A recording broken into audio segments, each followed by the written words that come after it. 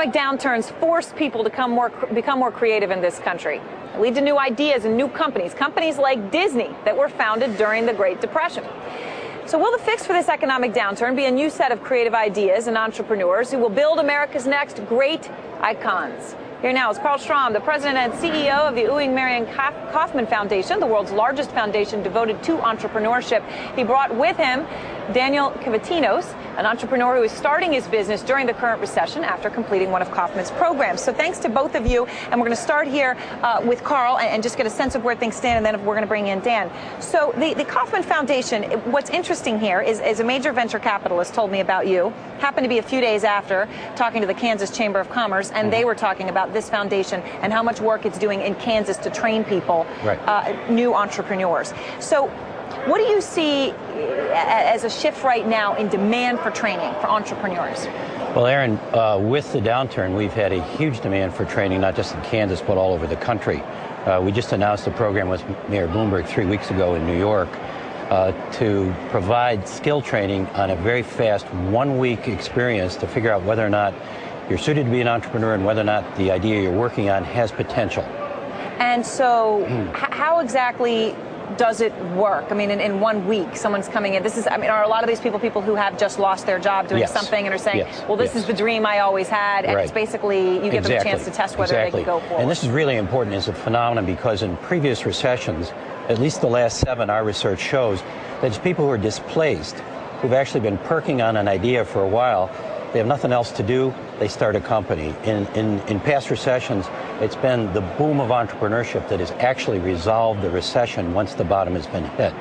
So what we try to do with our program Fast Track is to basically equip people with the skills and understand what entrepreneurs do, to figure out how to quickly test an idea, and then if they decide to proceed with it, to get some market feedback, and then have sort of a basic skill introduction as to what's next, okay? How do you do it so as to increase your probability of success? One thing we mentioned in the introduction was Disney. And I actually pulled, speaking of historians, there was a list of every recession. There were a whole lot more recessions than one would think over the past century, but different companies that came out. And in the 70s, one company came out that might be one of the greatest wealth creators of all time. That's Microsoft. Right. Created in a recession.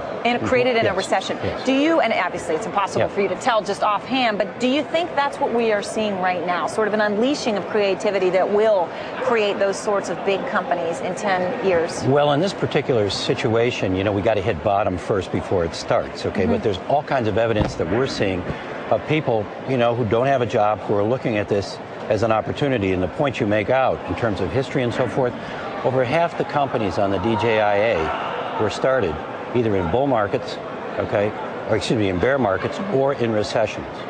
So this is critical. Another way to think about this, Erin, is 1/3 of our GDP is created in firms that did not exist in 1980. 1/3 of all of our economy right now comes from companies that That's how important entrepreneurship has become to the American economy. And what about job creation? Because people say, well, that's wonderful. You want to talk about how entrepreneurs will change the country going forward. But what about jobs right now? Do these new entrepreneurs create they make jobs? It's the only way we make jobs. Okay, people buy stock here in companies that are actually making fewer jobs. That's how they get their productivity numbers. In fact, when the recession, when the economy is running well, almost all jobs are created in firms that are less than 5 years old. This is really the job engine. Well, let's bring in Dan now. Dan Cavatinos, co-founder of drchrono. You obviously have finished a program with Kauffman, and you're an entrepreneur. So if you don't mind my asking, how did you go about doing it? Did you end up losing your job somewhere else and saying, this is my dream, I want to go for it? Or did it play out differently than that?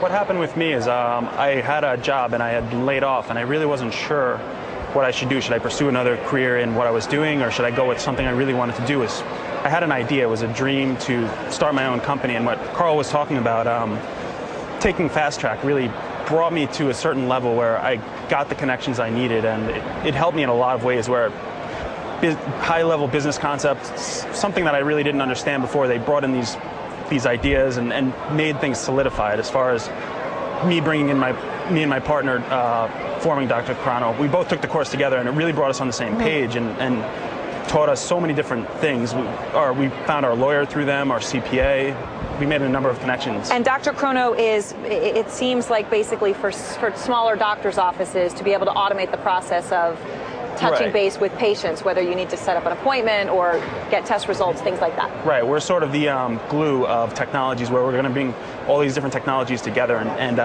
connect patients with doctors in multiple avenues. And so Fast Track, as a final point, how does someone, if they wanted to go about, some of our viewers, I would imagine, are in a position where they're looking at you and wanting to be in your seat, how do they go about finding out more about it? Well, they can go to Kaufman.org. If you're in New York City, you can call the mayor's office. Okay.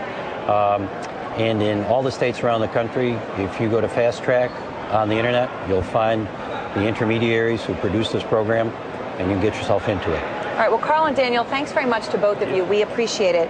Carl is founder of drchrono, which is CHRONO, and of course, the CEO of the Kaufman Foundation. Hope that was of interest to some of you who may be in a similar position. And up next on the show, as we talk about the new America and the Great Adjustment.